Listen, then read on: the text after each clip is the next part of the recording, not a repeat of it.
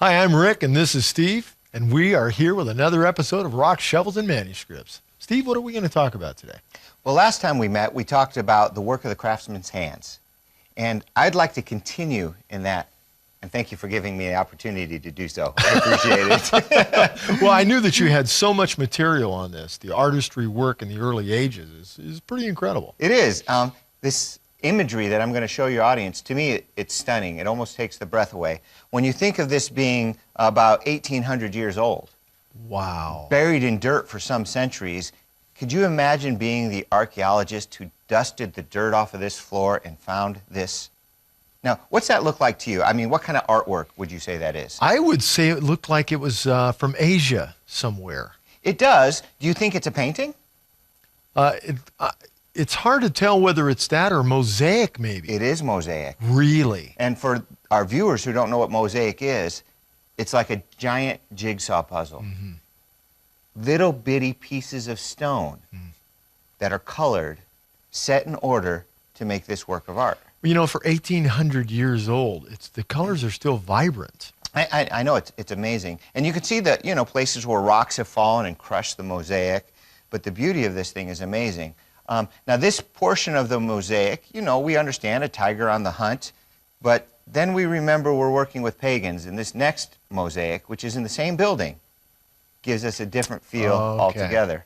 And you'll notice the way he's standing, he's holding up the pillar. So it was pretty creative that they did it this way, but that's just a freaky animal-human hybrid god thingy. And yes. so that imagery there makes most archaeologists think that this was in a villa, but not a Jewish villa. Right. And that's important to know because the city it's found in, Tsipuri, or Sepphoris, was primarily a Jewish community. So then the question is, then what's this doing there? Right. Well, you're subject to interpretation. You got to figure it out. Maybe this was a non-Jewish resident, or maybe this was a Jewish resident who wasn't very religious. Not likely, but possible. And so they speculate. Now, this is the town, Sepphoris, that I mentioned before, that was within walking distance of Nazareth. It was being reconstructed and expanded during the days of Yeshua's childhood into adulthood, so there's a good chance he walked to this town and worked. Now, it's not believed that these mosaics come from that era. These are believed to have come from a later era. Added on afterwards, yeah. Got it. But the road might have been a road he walked on, and I've got an image of that for you as well. Now, that's great. Now, this road is cool for lots of reasons. You can't see it so well in this picture, but these are, of course, solid stone bricks. Maybe bricks isn't the right word. Solid rectangular stones with grooves in them for wagons. So wagons went over them so many times. In some places, it actually wore out the stone. Now, is this a Roman road? Because it looks a lot like the road on the Appian Way as well. It is a Roman style and constructed road. Okay. And one of the things that I find interesting about this road, this is a road that's thousands of years old.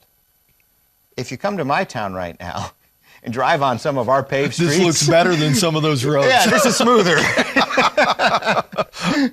So they were built and constructed in a very, very wise manner to last for so many ages. It's pretty amazing. In my opinion, the engineering skills of the ancient Romans surpassed the engineering skills of modern man. Now, I may not know that to be the fact. They didn't have skyscrapers as big as our skyscrapers. Right. And one of the reasons is they did not have the same material we have. They could not have built our skyscrapers. Right. But the things they've built, we would have a hard time building also. Yes. They didn't have modern equipment, but they had the brains. And the roads were all constructed a certain way. Here's something most people don't know. The military often built roads. They weren't just soldiers. They were all craftsmen. They would come into an area. The legion would, you know, put down their swords, pick up their shovels. They were trained. They knew how to cut the stone, how to lay the foundation for the street, which was various levels for water runoff, for security, so it wouldn't change over time or settle. And it was built by the military. Wow. That's Rome amazing. paved their empire. Yes, it was. And they, of course, used these roads. You know, when Paul talks about making a way or blazing a trail for the gospel in his epistles, actually the verbiage he's using is verbiage of the day, words of the day, that indicated woodcutters who would go ahead of the armies, and they would forge these trails so the armies could come along and conquer their. So that's in cool. the same way, the gospel goes out that way. Blazing a trail. Blaze a trail, or if you will, make a roadway. You know, one of the really neat things about these roadways is when you walk on them, you're thinking, wow, who else walked on this road? The Apostle Paul walked on this road. Yeshua himself walked on this road. And some of these roads, you know, they've been there now for 2,000 years. So if they were laid by Herod and he walked on them, the generation and generation and generation of people, if these stones could talk. And maybe even this is the illustration of the broad path, the way to destruction, versus the narrow road. And that narrow road was that little tiny path that you could barely see really off the trail that would lead to an individual's home. That's the path he's talking about that leads to everlasting life and righteousness. But these broad paths are the ones that are the public roads that everybody could easily find. Now, the layout of these typical roads, you saw the road, that's where the carts would have been. They had sidewalks just like we do today, and shops next to the sidewalks. If you go in any city today, that's how the cities are laid out. There's a road, a sidewalk, and a shop. I was going to ask you about that curb, because you could easily see it in that picture that there were formed curbs along the side. Yes, there were. And the sidewalks were up above the water flow, up above the manure. You really didn't want to walk in the streets, but the sidewalks were beautiful. Not only were there shops there. Now, I live in Tucson, Arizona. You know, it's 105 degrees day after day after day throughout the summer, and the sun makes it even hotter than that. It's just brutal. You don't want to walk up and down the streets. It's just too hot. None of our streets are shaded. But here, the sidewalks were colonnaded and shaded. Oh, really? And many of the Roman town or Roman-style towns were that way. So you had a nice sidewalk, it was shaded, and shops, and you could just stroll along, buy what you want. So what we have today really is just the image of what was already built back in the first century. And not as well done. Yep. Wow. And a lot of these shops themselves were carved out of stone. They were amazing. Not carved out of stone, but made out of stone. Well, I've got a couple of more mosaic I want to show, just for the pleasure of showing them. This one here is just of a warrior. I don't know if it's Hercules or one of those mythic warriors. I don't recall. But you look at the detail of the eyes and think, wow, even the pupils are made up of little stones. And you think of the work that went into what people would walk on. That's what's amazing. Yeah, this is floor. Yes. It's not like it's on the wall and nobody's going to touch it. People were walking on this. There was a good chance that this might have, example, been near a triclinium, a dining area. And so people would come in, there would be a reception, and they would look at this while they're dining. Like a nice restaurant today. Exactly. There is one that surpasses all the others. In fact, this next one I'm going to share with you, she's known as the Mona Lisa of the Middle East. And she's not painted, she's mosaic, some of the finest mosaic work that's available. Wow. Can you not see that as being painted? Is that not a work of art? That is a work of art. It is beautiful. And we're going to zoom in just to get a closer look. That's incredible. Yeah, you get closer and you get to see the detail. And the reason I like this photo here is because this one you can actually see is stone. You can see the little pieces. She looks Roman by her facial structure. Yeah, I don't remember. This might be like the goddess Diana or something like that. And this is just a part of a very large floor mosaic, but it happens to be the finest one. I mean, if you're going to get a and moniker, this was on the floor as well. Yeah. See, that's incredible Yeah. to me. That kind of workmanship for people to walk on. So what I want to do is go from the minute and these little mosaics to a grand scale now. This next photo is stunning. Let's take a look. Wow. What do you see in the background? Oh my, the amphitheater is just amazing. It's a huge theater, exactly. Look at the size of that thing. Wow. Sat tens of thousands. Yes. And it's carved into the hill. Now, I took this picture, and I'm so thankful for the tour guide. He could have taken us, we're looking at Ephesus, by the way. Okay. He could have taken us right into Ephesus, but no, he had us climb a mountain first so that we could get an overall view of the grandeur of the city. And you think about the way the amphitheater is laid out, a person could speak at the bottom without any amplification. Obviously, they didn't have that, and could be heard all the way to the top easily. Now, one more thing. You see those two main roads right there? I don't remember which one, but one of those roads I walked on is paved in marble stones. So when we were at Sepphoris, we saw those cool, I call them bricks, but they were just rectangular stones. Yeah.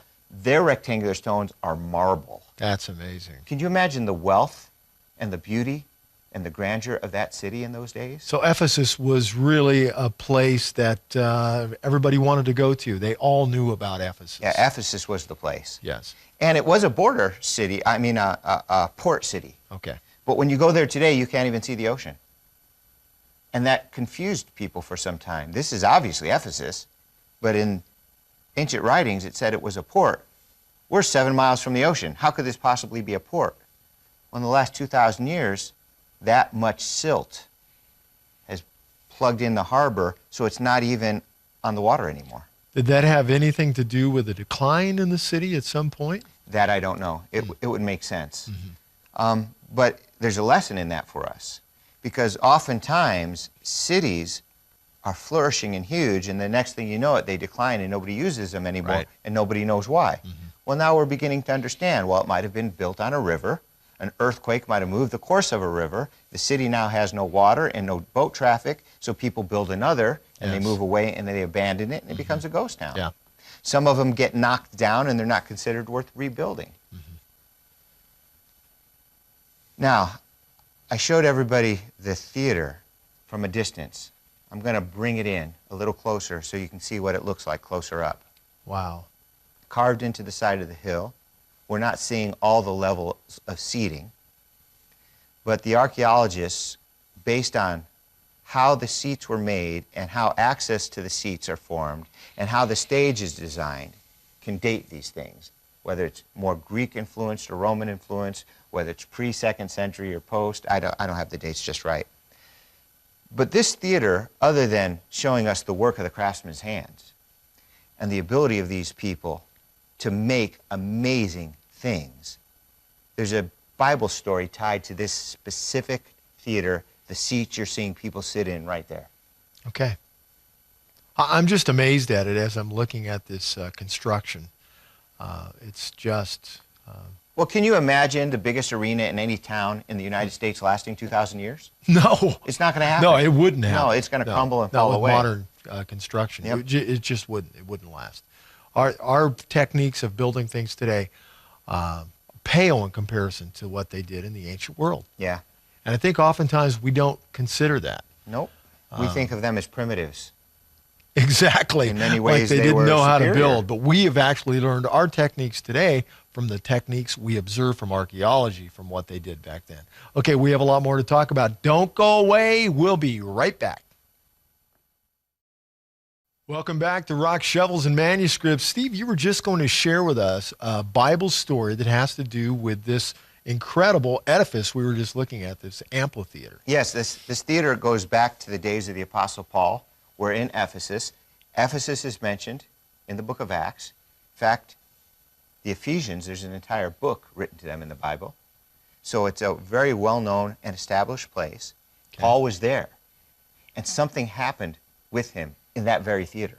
So why don't you share with us some facts from the book of Acts? You got it. All right. We're in Acts chapter 19, verses 23 through 34. About that time, there arose a great disturbance about the way. A great disturbance. Picture riot. Okay. And it says about the way. What way? Remember, this faith that includes belief in the Messiah, that includes Gentiles, is new to the world. They don't have a word for it yet. The way is a good word.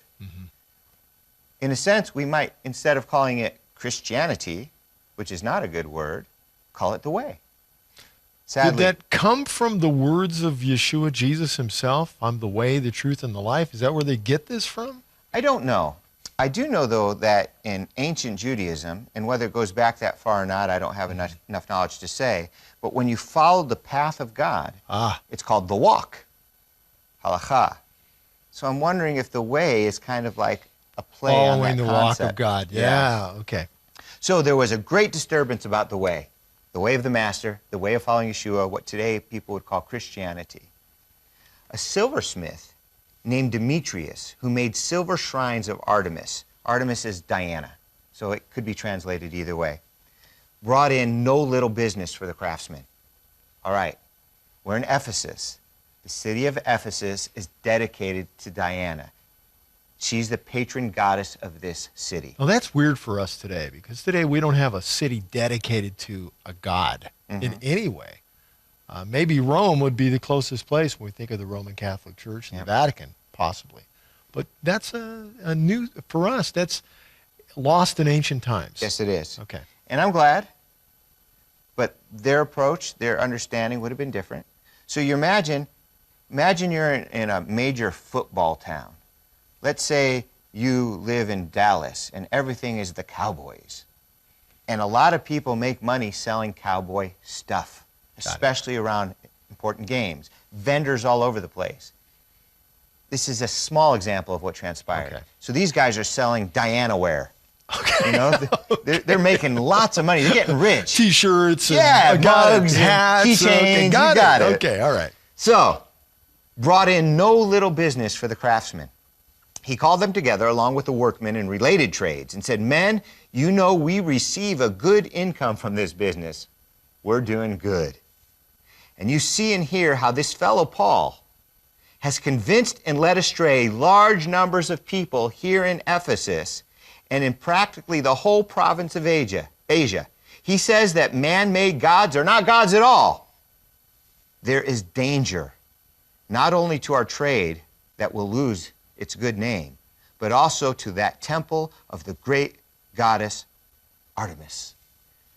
In Ephesus was the great temple to Diana.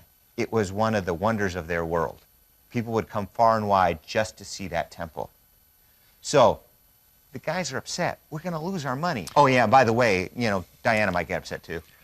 It really does sound like those are the words from a marketer.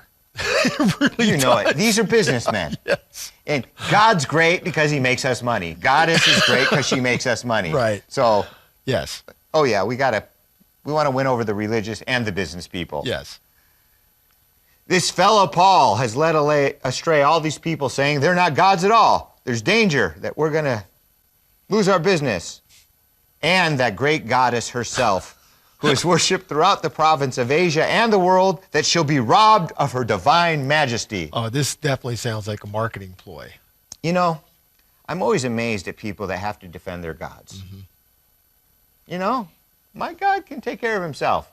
I don't need to go to battle for him. I don't need to defend his name. I'll let him take care of it. But they want to protect Diana. When they heard this, they were furious and began shouting, "Great is Artemis of the Ephesians!" They got all crazy. Soon the whole city was in uproar. The people seized Gaius and Aristarchus, Paul's traveling companions from the Macedonia, and rushed as one into the theater. So everybody grabs these two companions of Paul, and they bring them into the theater. Everybody's having a riot. Things are crazy. The whole city's in an uproar. Paul wanted to appear before the crowd, but the disciples would not let him. Somebody's got to keep their head on Paul. Are you nuts? You go in there, they'll tear you apart. Paul's, let me at him. I'm going in there. I got to talk to these people. Paul was a brave man. You know, Paul did something like this in Jerusalem. A conspiracy against his life happened. He had to be rushed off and protected. Paul's a brave man. Yeah, because that would be the last place you would want to go. Because you would be afraid that they'd stone you or something. They weren't thinking clearly. They didn't want to have a debate. They wanted blood. Right. So Paul says, yeah, I'll go talk to him. And his disciples said, no, you won't. They wouldn't let him. He was the boss. They didn't care. They weren't going to let Paul go anywhere near that place. Even some of the officials of the province, friends of Paul's, sent him a message begging him not to venture into the theater. They sent him a message. So this was going on for some time.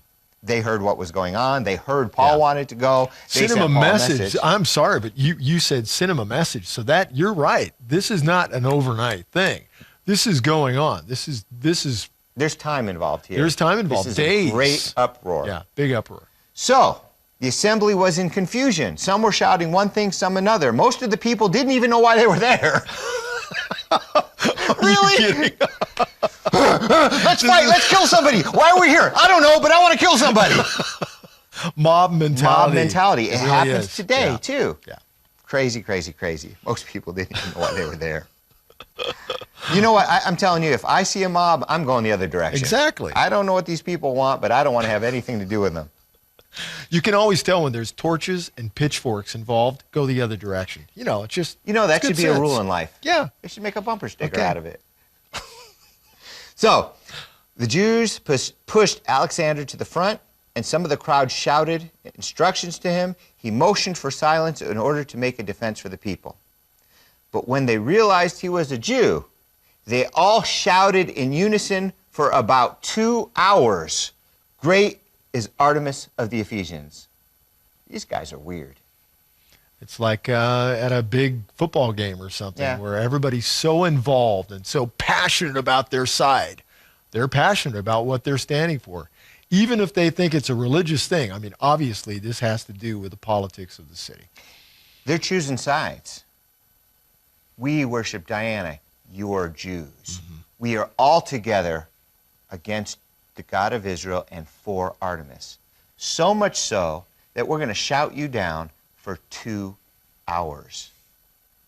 Unbelievable. It'd be pretty intimidating. Now, you saw the size of that theater.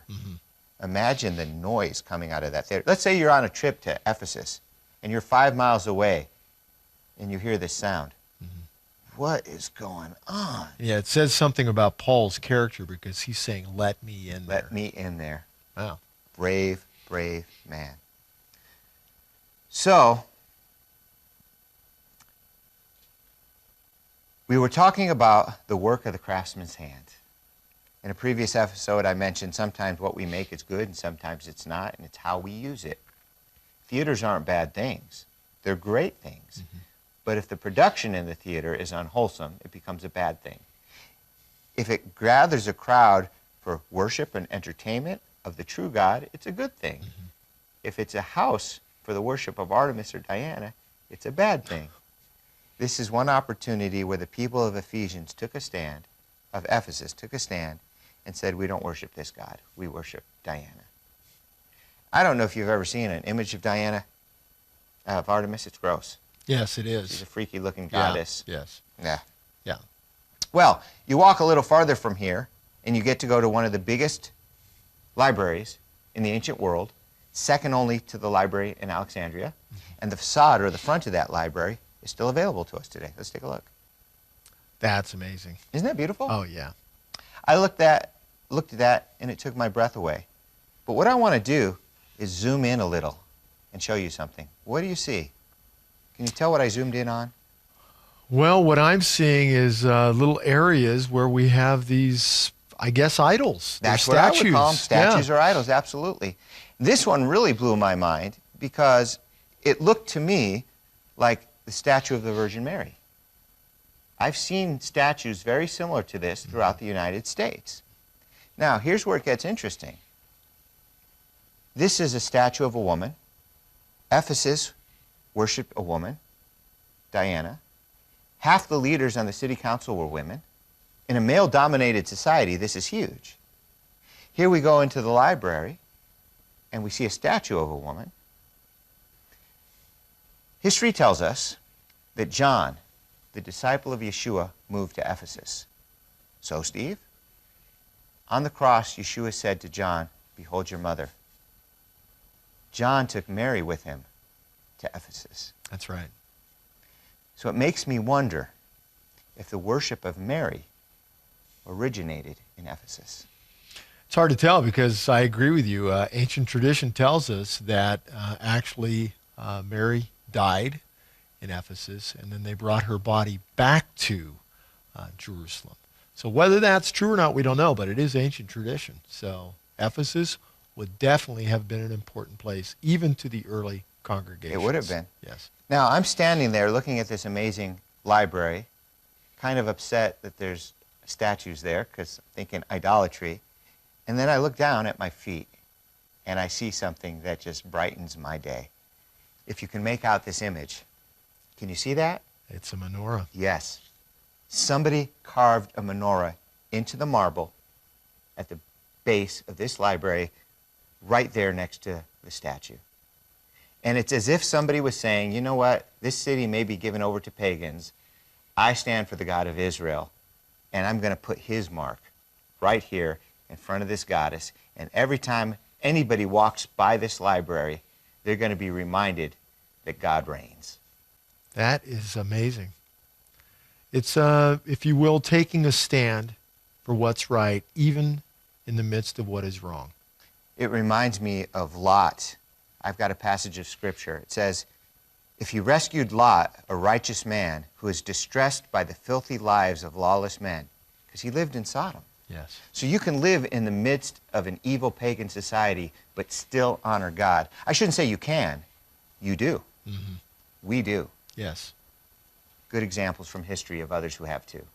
And make a difference. That's the point, right? To make a difference. And this is why Paul said, hey, let me in there. No matter how big the crowd was in Ephesus, he was willing to risk his own life to stand up for the truth. Whoever carved that menorah made a difference. Yeah. I see it 2,000 years later. I hope the difference I make lasts through time as well. I hope so too. And for all of us, we're so glad you could join us on Rocks, Shovels, and Manuscripts. We'll see you again next time. God bless.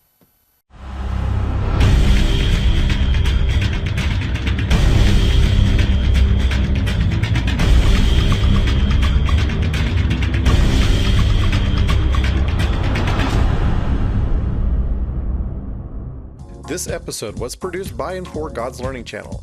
If you're enjoying this series, your financial support will help us keep this program on the air. Simply send your contribution to God's Learning Channel, P.O. Box 61,000, Midland, Texas 79711-1000, or log on to our website at www.glc.us.com and donate using PayPal. Please be sure to designate which program your contribution is intended to support. Thank you for helping us make unique quality programming a reality.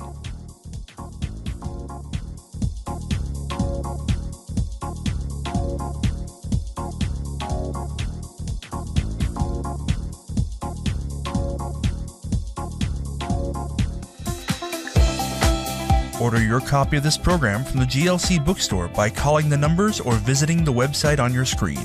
Please include the program number when ordering.